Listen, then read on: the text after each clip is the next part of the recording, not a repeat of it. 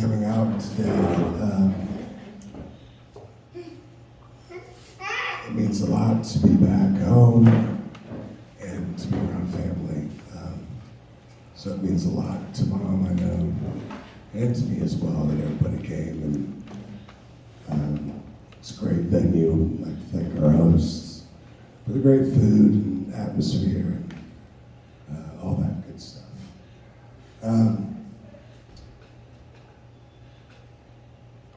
My father was born on August 31st of 1935 in Erie, Pennsylvania, to his parents, Stanley and Sophie, I forgot Sophie, in Erie, Pennsylvania. Soon thereafter, his father went into World War II, I believe, and left Dad home with his mother. He was raised with three brothers. I don't know if you had a chance to look at their photographs, but it looks like a Robert De Niro look-alike convention between the four of them. Dad would tell stories about how things were different when he was growing up. I was a history buff and still am, I guess. And just neat, different era. You know, 2 newspapers delivered every day. Having the ice box filled by the Iceman and seemed like a strange thing. And, no television. And he would talk about during the war, there would be scheduled news broadcasts. And him and his entire family would sit around the radio and learn whether or not we were winning or losing the war. And that always struck me as just really powerful, knowing that his father was over there. And, you know, it wasn't a guarantee that we were going to win that war. Norm Macdonald tells a great joke about, he said he wasn't worried about Iran or Iraq or, I guess it was Iran or Iraq, let's stick with that. And Norm joked, I don't know if you ever heard of Germany or not, but said one time they decided to go to war and they chose as their opponent the world. Norm said nobody ever tried that before, and you would think that would have ended pretty quickly, but it was actually quite close. And a few years later, Germany again decided to go to war. And again, they chose as their opponent the world. It just strikes me funny that to be alive during that time just had to be frightening and amazing. I think it instilled in him, my voice is trash, sorry. It instilled in him like a sense of honor and patriotism and love for his country at a very young age. And he'd tell me about growing in Victory Gardens and what that meant, buying war bonds, and I could just listen to him talk about that forever. So he grew up in a middle-class working family in Erie with his three brothers. His father did construction, or was a painter, I believe was his area of expertise. It seemed like my dad had a good childhood. With his brothers, they fought like brothers do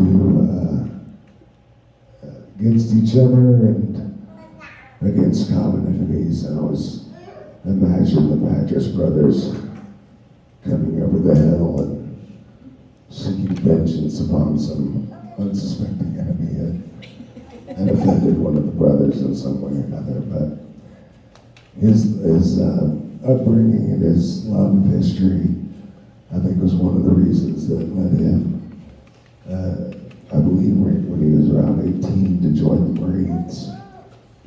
And he would talk to me about the Marines. He was very proud of his service in the Marines, and he would always say, "I'm still a Marine," which is a mantra of them. So Brian, he was actually in basic training during the Korean conflict, and he would share stories of just how intense that training was, because as far as they knew, they were going to be going out to war as soon as training ended, and that definitely turns up the heat a little bit on what you might be getting yourself into. But luckily for him and us, the conflict ended before he was deployed. And while he was very proud of being a Marine, he did not think it was for me. His only advice about the Marines was, "Don't ever join."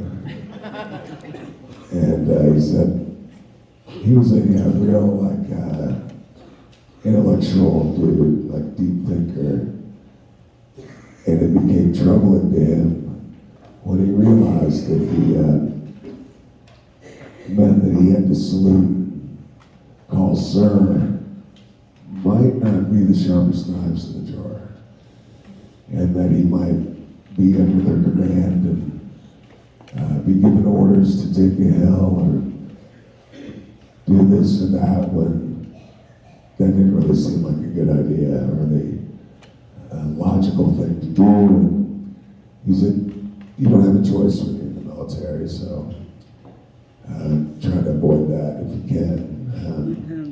It's an interesting dichotomy, because he was extremely proud to serve. And I was amazed. I didn't know the food in the military was good. I just don't know why. I guess MASH made me think that the food sucked. And he would talk about how it was the best deal he ever had. You know, you weren't. The army lives on his stomach or something. I think it's the same. So he was able to, through the GI Bill, go to Gannon University, staying home in Erie, Pennsylvania. And he studied accounting there. And when he graduated from Gannon, he started serving as an accountant for Foster Forbes, is that what it was back then? Here in Oil City, Pennsylvania. And bear with me, technology can be your friend or your enemy. Right now it's not my friend.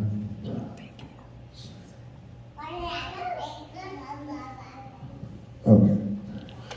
So his brothers were Jim, Madras. We lost Jim.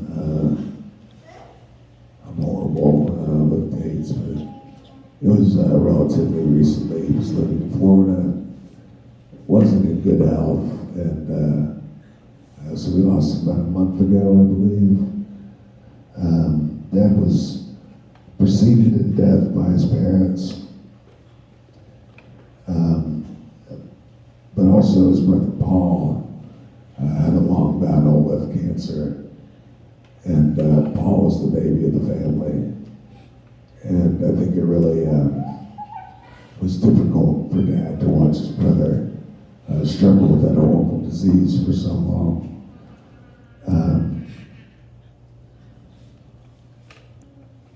Paul lived in Erie, Pennsylvania.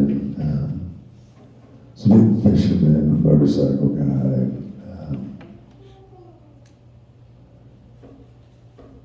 the disease just, took all that away from him a little bit at a time. So when Dad, soon after graduated from Gannon, and working at Foster Forbes, met his wife Audrey. And Audrey at the time had 2 children, Mark and Debbie.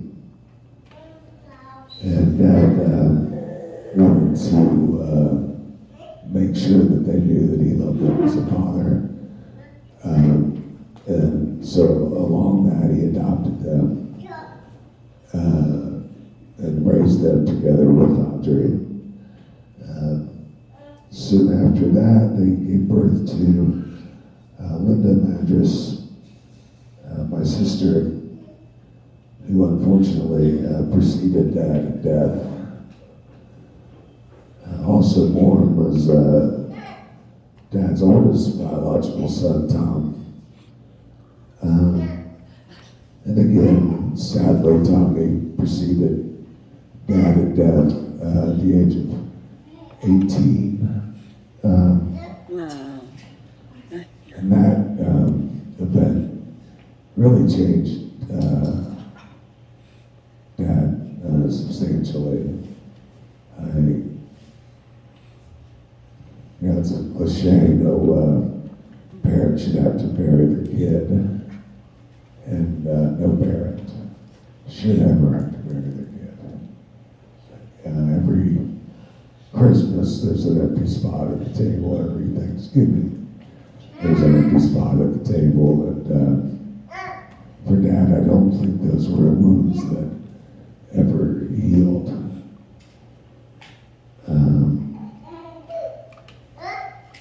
Also born from the marriage of Dad and Audrey was my brother David.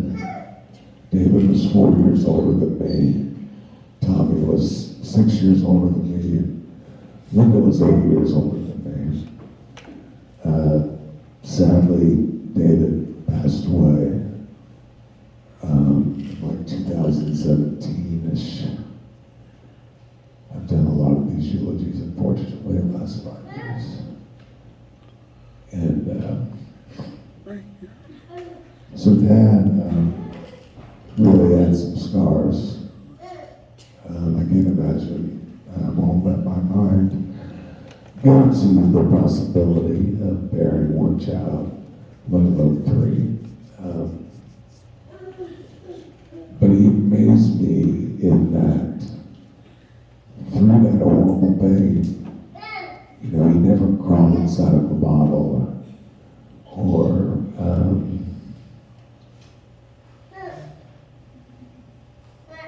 he knew the rest of the family needed him to be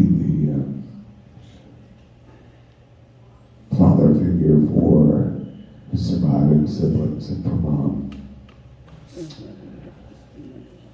So, if Dad didn't have to deal with enough grief, later in life it really started with the passing of his wife Audrey from cancer. And at the time that happened, David, Tommy, and Linda were really young. So now Dad is working a lot of hours and trying to raise 5 kids on his own. I can imagine that difficult process. But fortunately, Dad met Mom, and they got married, and we moved in the house on the other side of Wall City.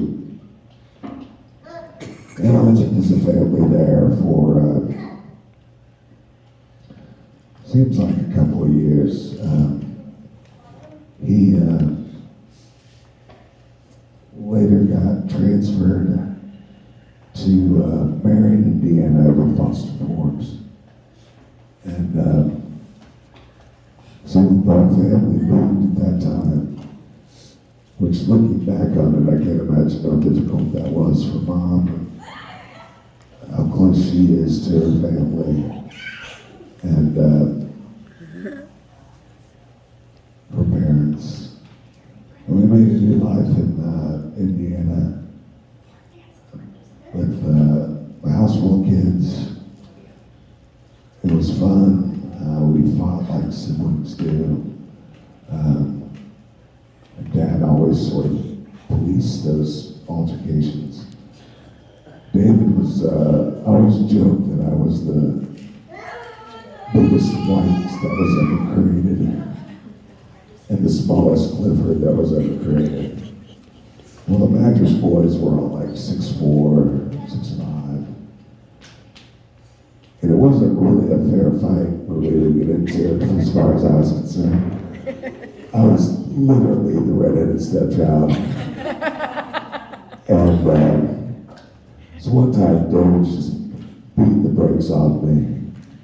In an act of desperation, I reach out and grab this super cool belt with a belt buckle that had a little weight to it. I crack David across the head, and I'm like,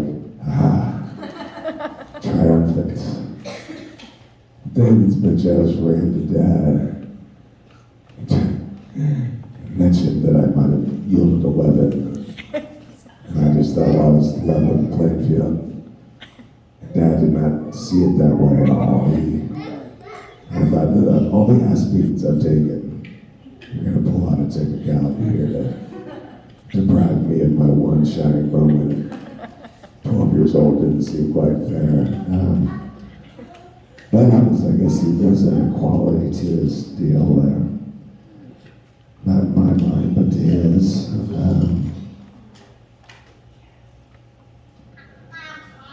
So his job, he was, I don't know if you've ever seen The Great Santini, but he had a little bit of that in him, and he was always really stressed out from work. Accounting seems like the most boring existence in the world. And although he was very good at it, he just was always stressed out, always grumpy. So when he retired, it was like a new life for him. He was so much more relaxed. And to say that he was a big reader is absurdly an understatement. When he was working, he probably read 5 to 6 books a week. And in retirement, it was like, I don't want to exaggerate it, 'cause 8 to 9 is not an exaggeration. And he would read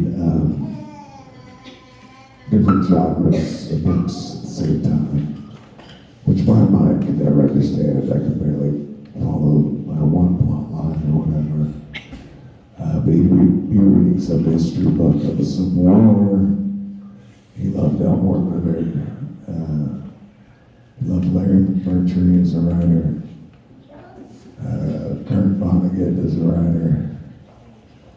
And he shared that love with me. And so I loved my biological father, Jack, and I would always talk about sports. Every Sunday morning, I'd call him and update him on how his grandkids were doing, and with Dad, we'd always talk about what we were reading. And he was an interesting man. He loved foreign films. When all the streaming services came on, he was just consuming everything, documentaries and things like that. He really was a different person in retirement. He was more laid back. He was more tolerant. He was more patient. And he was amazingly proud of his children and his grandchildren. And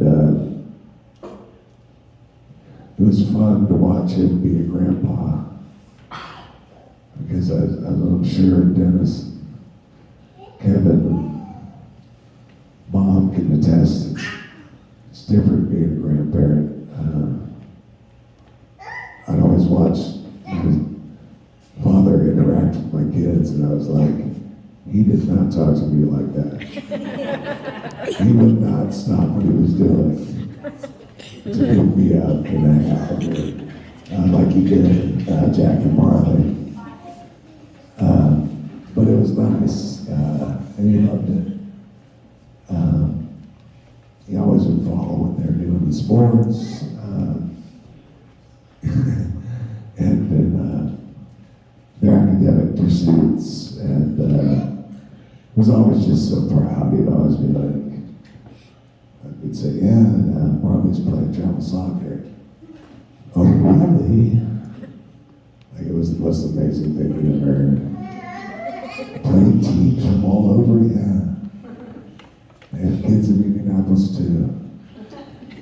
And what was funny to me though was Mom did even though Dad was the accountant, Mom did the books at the house and handled the money and paid the bills and gave out the Christmas cards and the birthday cards. And so I don't think Dad, despite his accounting, understood inflation. So Marley would get like straight A's. And he'd pull me aside. He's like, hey, I heard about Marley's perfect grades.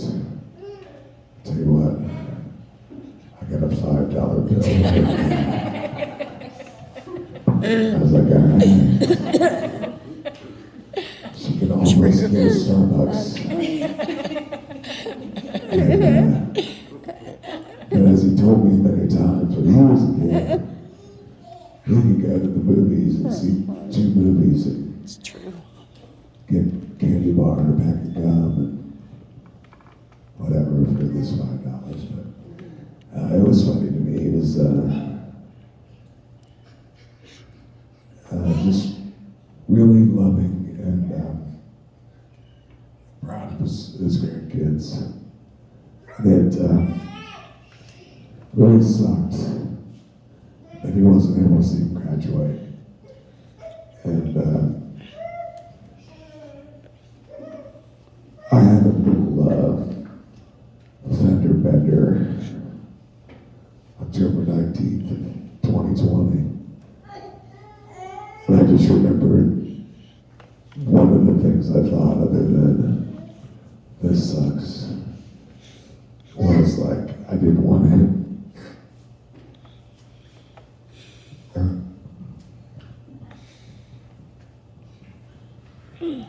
I didn't want him to marry another one of his kids.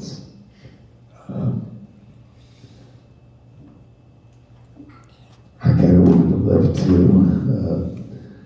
But that was, I remember just being like, oh, fuck. I didn't want to let him down. So I was really,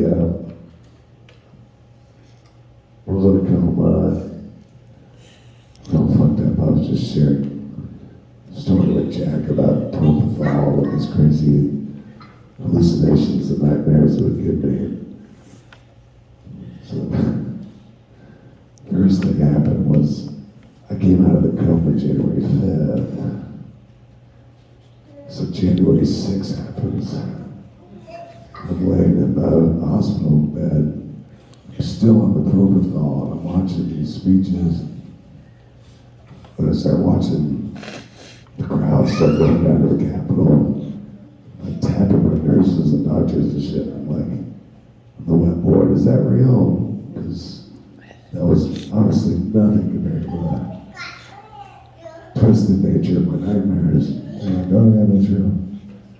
So as it escalated, it was just a strange way to come back to reality and be like, oh, this isn't good. And I did get a chance to talk to Dad about that. I think it was either through Twitter Messenger or instant message or whatever. And he too was quite troubled by what was going on. always thought at my age, 1968 seemed like an awful year to be alive and to witness the war and the protests and the assassination of Dr. King, Malcolm X and all that. So I wonder what that would have been like. Kind of like being alive in World War II in a different way. And to have him say, this has been the most fucked up year. Sorry for the language with the kids. And he'd never seen in his 85 years between COVID and the quarantines and all, just everything, the election. So he at one point discovered Twitter. Yeah. And he was quite the Twitter fallout. And it was funny, there was a consistency, I will say, and a theme to his Twitter rants. But it was always like, he would always cite sources and whatever, but he was opinionated and firm on his beliefs, again, that I think he developed with his father serving in World War II, and he himself, being a Marine, he really loved this country. He just was concerned with what was going on. So when I heard he passed away, he passed on January 10th. And I was still really,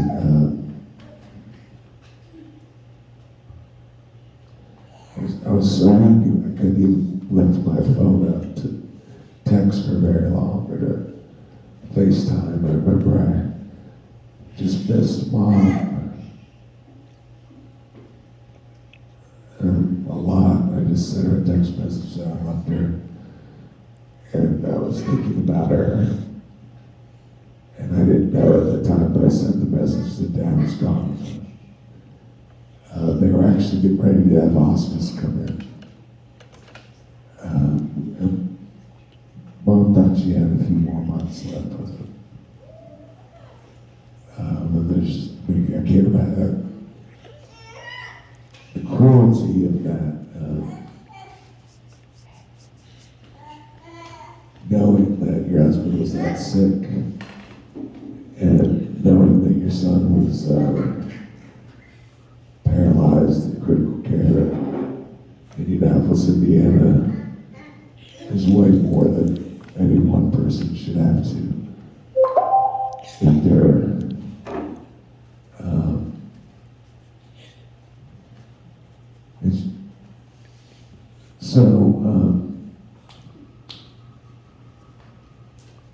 This has been a ongoing grieving process for Mom, and I can't tell you all how important you are to her and how thankful we are that you supported her. Phone calls, text messages, and all that while she was really, really hurting and really scared. And I'm always amazed by the strength of women, and mothers in particular. And she had to do a lot of shit on her own. Pack up the house in Herculaneum, Missouri, get it listed, deal with that state, doing all that on her own.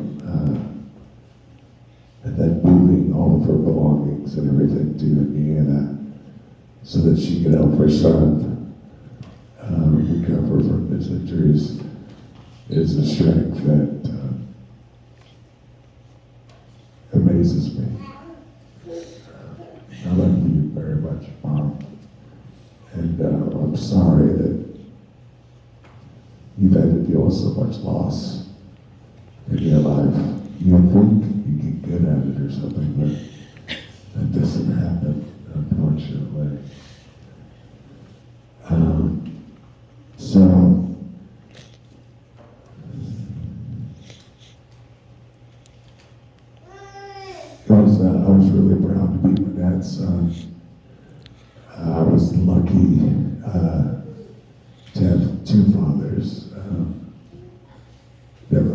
different. And I do want to say, what was amazing was I grew up without any conflict between my mother and my father. None that I ever saw, other than when I was starting to go to college, and Mom sent the bill from Ball State to my dad. She felt bad about taking my dad's only son to Indiana.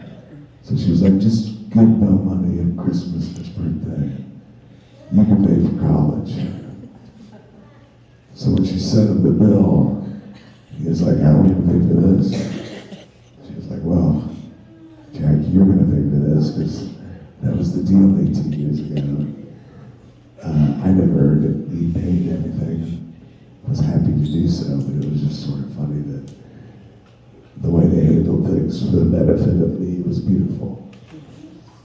And my stepfather, Tom, who I just called father, I was lucky to play a good football team. And my dad would teach at Cranberry, and he would drive out on Fridays and watch me play. And towards the end, he would just stay at the house with Mom and my dad and I. My friends are always like, what do you mean here? Mom and stepfather and father are all staying in one house. And to me, what was beautiful was it was totally normal to me. I was like, yeah, it makes sense. Like, why would we get a hotel? When we have these empty rooms. So, I'm being long-winded, but just some lighter stories. My dad was like quite the taskmaster. So, with like 5 kids using the bathroom in our house in White Ridge, our septic system was shot. So one summer we spent digging up the septic system, and I'm pretty stupid when it comes to that stuff, like leach field or whatever. So you're just standing in your own poop, and Mom would try to make it fun. She'd be like, let's see who can scoop the most stuff out today. You get a popsicle or whatever. That's funny. And he was very protective of his family. My sister Linda was unfortunately in a real toxic relationship. So I come home from Ball State, like 1992 or something. And David was still living at home. I come in and David goes, oh man, you missed it. And I was like, what do you mean I missed it? He goes, well, Dad woke me up the other night at like 4 in the morning. He was like, put your clothes on. And son of a bitch did it again. And I told him what was going to happen. So they piled in the car. And I don't know if you can tell from the picture, but Tom was put together. He liked to lift weights. He used to run, which I thought was stupid because I didn't see anybody chasing him at the time. But he was put together, and he told Linda's husband, if you ever put your hands on her again, You're learning it in person. that's right, you're going to have to deal with me. So David said they go in there, and Chris had a drinking problem.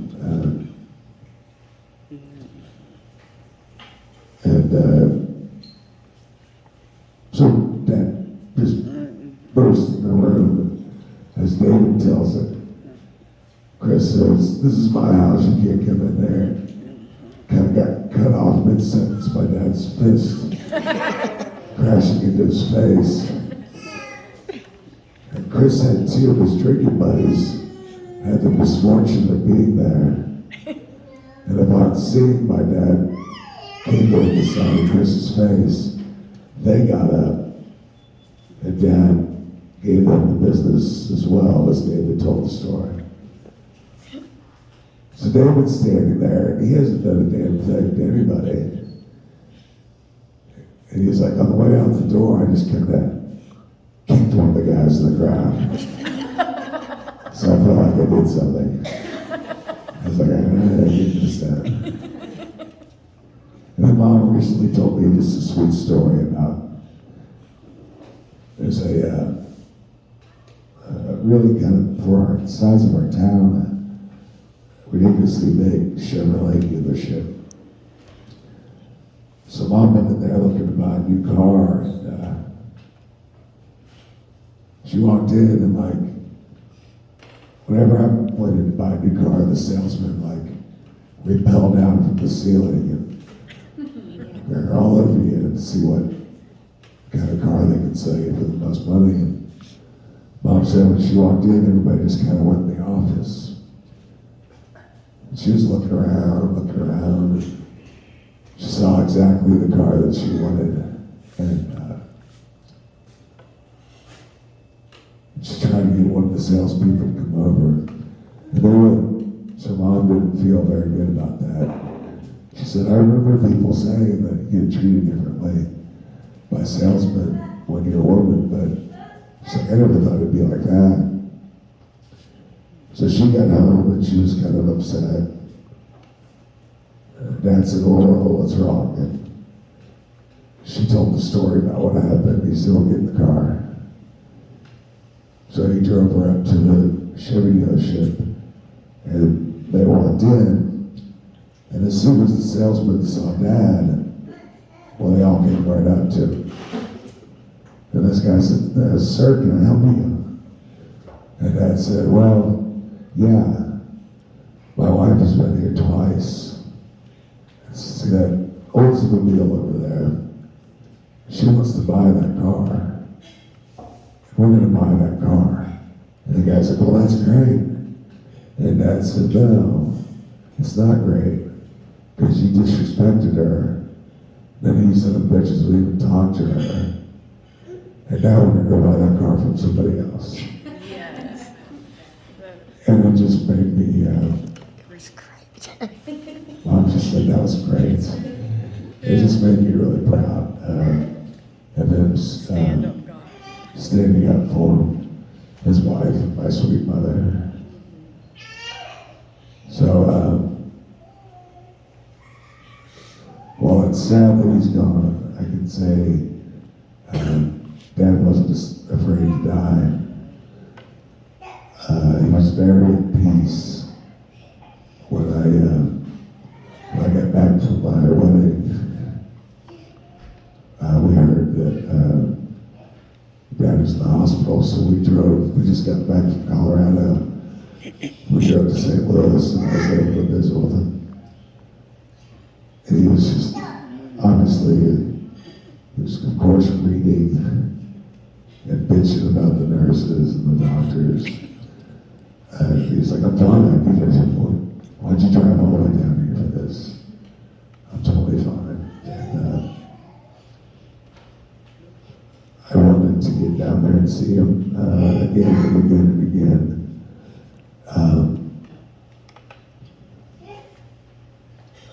But after my wreck, I wasn't able to do so. I don't know what happens when you die. But like, I'm really kind of a different view of it since my experience. And I don't think it's scary. I don't think it's the end. I think it's something. When Dad and I would talk about it a lot when I was young and learning about what I actually believed in. And we agreed that best as we could tell, it was continuation and not something to fear. So I hope Mom has some peace in knowing that Dad wasn't afraid. I honestly believe he's still with us, looking down or up or sideways or whatever happens. But he lived a full life, and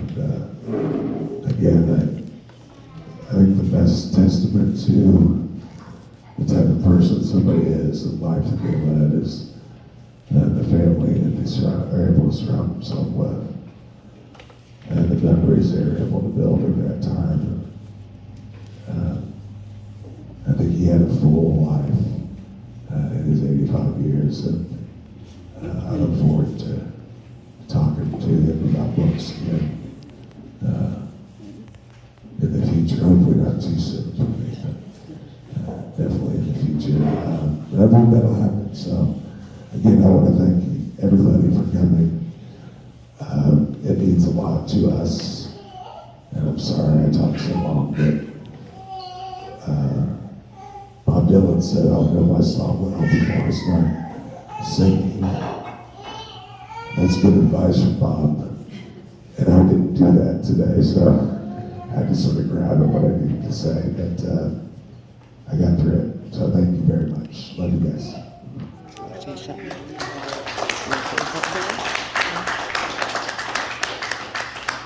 You don't need the K to get out.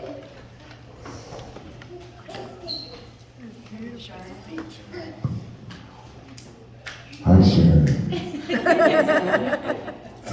I love you. I love Sharon so much. Thank you for that. Yeah, I don't do no cane. She wanted to show you. He saw the cane. That cake is you. Absolutely. You're going to be right, Taylor. No.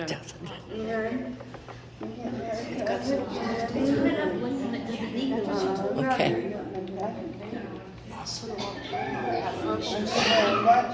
Okay.